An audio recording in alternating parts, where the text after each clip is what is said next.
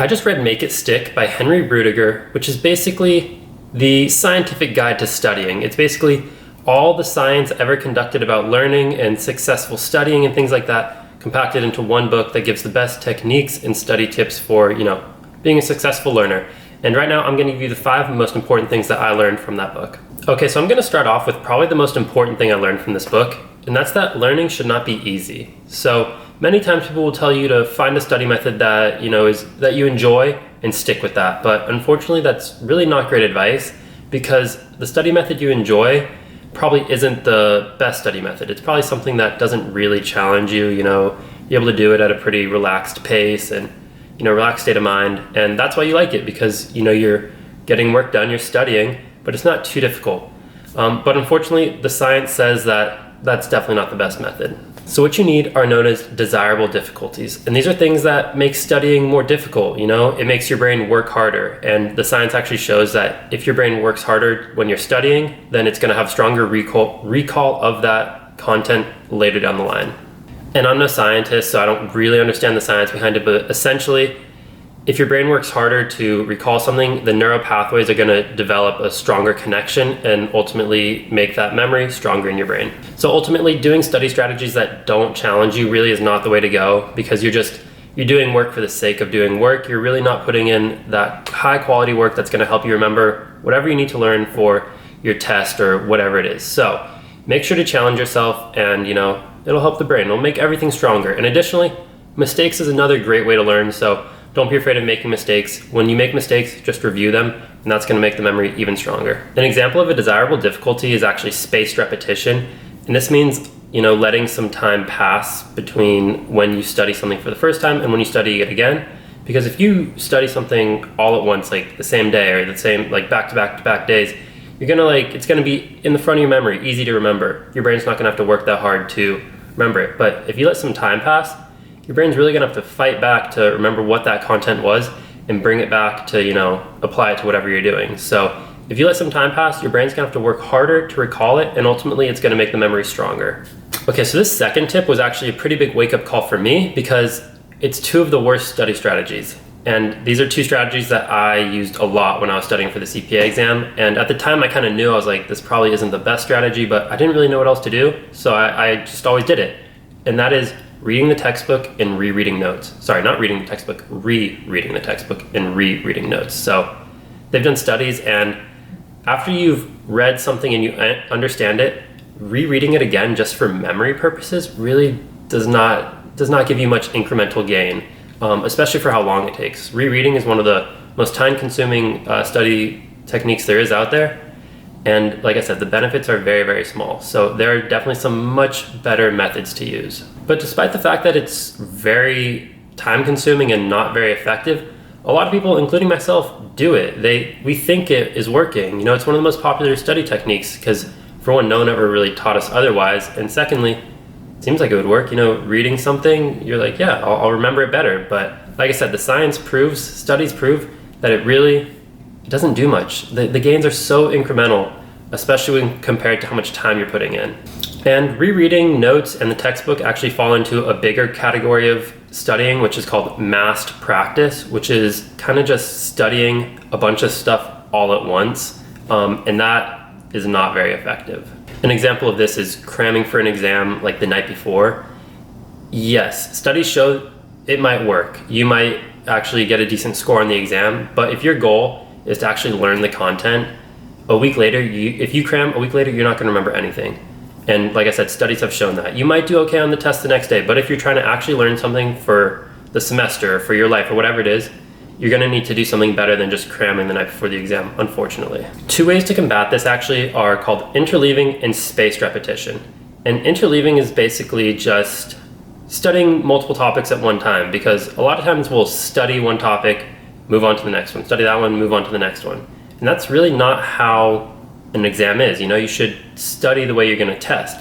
In an exam, it's question from this chapter, then this chapter, then this chapter. Like, it's unpredictable. And actually, a really good study that I like is one that the Cal Poly baseball team did, where they split its batters into 2 groups during practice. Both groups were facing 10 fastballs, 10 curveballs, 10 changeups, 10 sliders in practice. But group 1 had it like that. First 10 pitches, fastball. Next 10 pitches, curveball. Next 10 pitches, changeups. You get it. The second group, it was all mixed together, fastball, curveball, changeup, slider, curveball, fastball, like unpredictable order. And what they found was that obviously group 1 did better in practice because it was super predictable, but in the games, group 2 was practicing like they played, unpredictable pitches. They were having to guess and predict what was coming. And that helped them a lot more in the games. Their batting average was much higher than group 1. And that's just a story to paint the picture about how you should also study how you test, Mix it up. Don't just go all in order, topic 1, topic 2, topic 3. The next thing is spaced repetition, and that's kind of like I said before, letting some time pass. It'll make your brain work harder to retrieve the memory and ultimately make it stronger. 2 other really effective study methods are flashcards because, it's not like multiple choice where it gives you options. Your brain really has to work, like what's on the other side of this card, has to go back and find that memory instead of just having the options provided. So, like I said, making it work harder makes the memory stronger. And reflection is another one. Basically, when a student just writes down everything they've learned and reflects on it, maybe tries to explain it, it really makes the brain work to actually explain it instead of like a multiple choice is pretty easy, or fill in the blank. That's not too hard. But if you actually have to go back in your brain, create things in your own words, reflect on what you've learned, it's a pretty active process and very good for learning. All right, so number 3 is that testing is the most effective study method. Testing yourself, self-testing, quizzing, all that, so effective because it's a reality check. It shows you what you do and don't know. Because one of the drawbacks of rereading notes and rereading textbook is you get an illusion of mastery, You become familiar with the material, so you think you know it. When you just read the same thing over and over again, like you can predict the next word, you know what's coming. That's just because you've read it a million times, not necessarily because you understand it. So if you take a test, it shows you, like, you got this wrong, you got this wrong, you got this wrong, you got this right. It shows you exactly what you need to focus on and what you have already learned. So taking tests and reviewing them, that's a key. You have to review what you got right, review what you got wrong, and learn from that. That is one of the most effective study methods there is. And if you combine, testing with spaced repetition and interleaving, you're golden. Like those are the three best things you can do right there. You're gonna learn this material, you're gonna remember it, you're gonna understand it, you're golden. Okay, so another myth about learning and studying is that you should try to learn with your preferred study style or learning style. A lot of studies show that learning styles probably don't even exist, but if they do exist, the benefits are non-existent. You really shouldn't try to learn in your preferred learning style. You should try to learn in the style that fits the material best. So an example would be like if you're learning geometry or geography, you would want to like visually see it. You would want to learn visually. Whereas if you're doing like poetry, you'd want to learn like with verbal teaching, something like that. So that if you're trying to incorporate learning styles, that's the way to do it. It's based on the material that you're learning, not based on your own preferences. So bottom line is, if you feel like the teacher is not teaching in your preferred learning style, don't freak out because it really doesn't matter. Don't worry about that. Just focus on learning the material and however it's presented. So in the past 2 weeks, I've read 2 books all about learning, and one thing that they had in common was this emphasis on a growth mindset. And a growth mindset is basically having the mindset of I can improve, I can learn new things, I can develop new skills, and I can grow. Just always thinking that you can improve yourself.